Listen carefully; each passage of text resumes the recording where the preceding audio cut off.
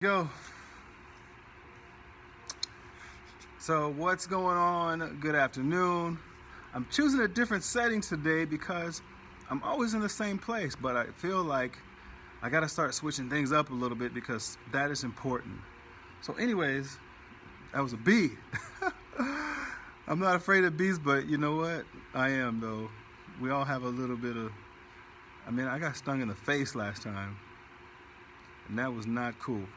Anyways, check this out. So, a lot of times I go in and I have these conversations and I tell people things, but there's a missing component.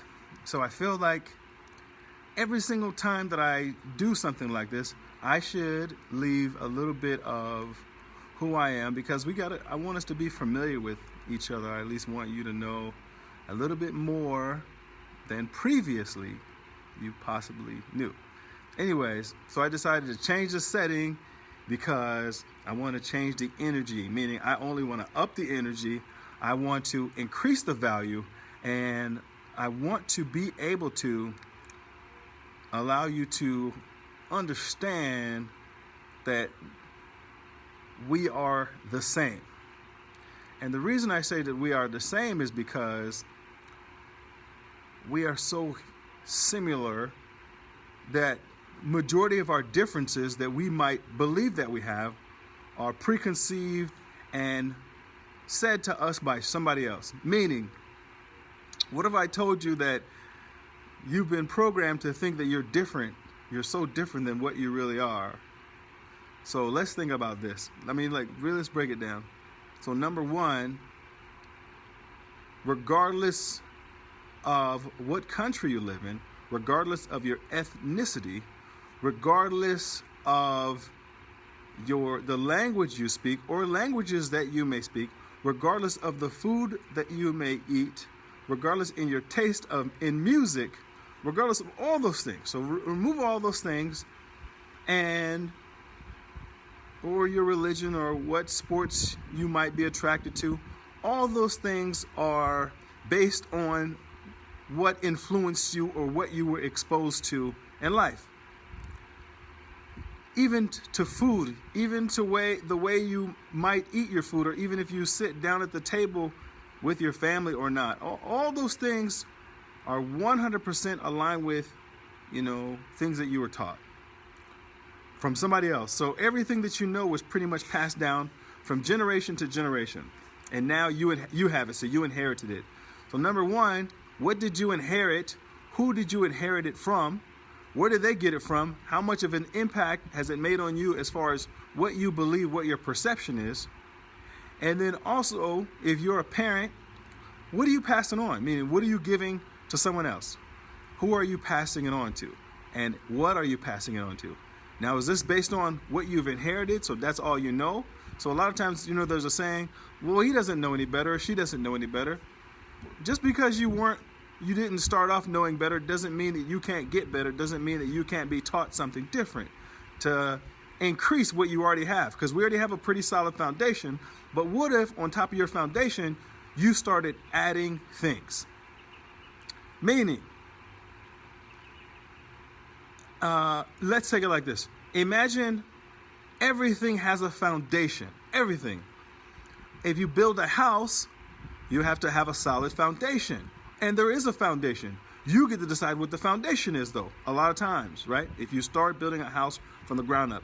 It's the same way as if you were to build a small house, is the same principles and philosophies that you were going to have to do to build a big house or an absolutely magnificent house.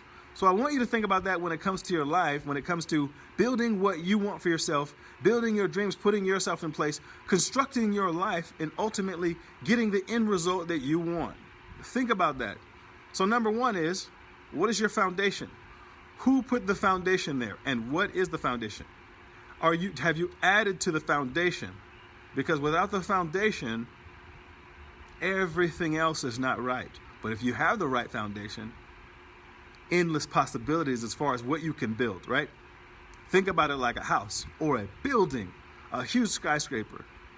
So a big skyscraper to something that's very small, they still need a plan. They still need a blueprint. So do you have a blueprint with your life? Have you mapped out your life? Do you have a blueprint for your days? Do you know where you want to go? Are you mapping it out? Who is pouring into you so then you can map out a bigger possibility?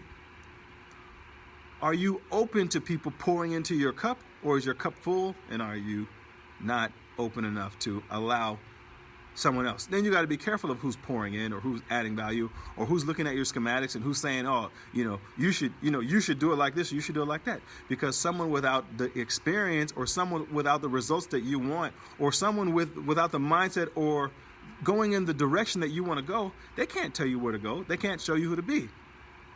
Now, big thing is this.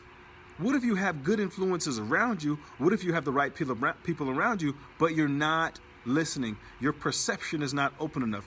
You have all these things blocking your level of interpretation, your level of absorbing the information, and then the receptors. We all have receptors in which we catch things. So imagine these 5 fingers being receptors that just sit up in your mind, and some things go right past you. They go right over your head. But the right things are caught by the receptors. See, or actually, the right and the wrong things are caught by the receptors, depending on what you're receptive to or what you're open to. So what are you open to? Are you open to more possibilities? Are you open to the possibility of you being more of a possibility? Are you cutting yourself short by not having all of your receptors up, having all your receptors open, to being completely open-minded? See, like a parachute, what if you jumped out of an airplane? It'd probably be a good idea if you had a parachute. But what if the parachute was closed and there was no way to open it? Well, that would be bad, right? But of course, they check it, pack it right, make sure your parachute works. So if a parachute doesn't work if it's closed, why do you think your mind would work if it was closed also? Doesn't happen. See, the only way to get better is to be open-minded enough to hear, learn, develop, pay attention, keep your receptors open, filter the information after it touches your receptors, and then evaluate what's good for you, evaluate what's not good for you. Take the good things, apply it to your life, apply it to your principles, apply it to your philosophy, and then you'll have a better foundation. You will have a better outcome. You can have a better house. You can have a better building. You can have a bigger building. That's all I'm saying. And now I'm going to finish with, I'm almost finished. I'm going to bring it home for you. Check this out. I'm going to unpack it for you. Do you remember reading those little stories when you were young? I remember reading the 3 Little Pigs. And I read that when I was really young, it was just pure entertainment.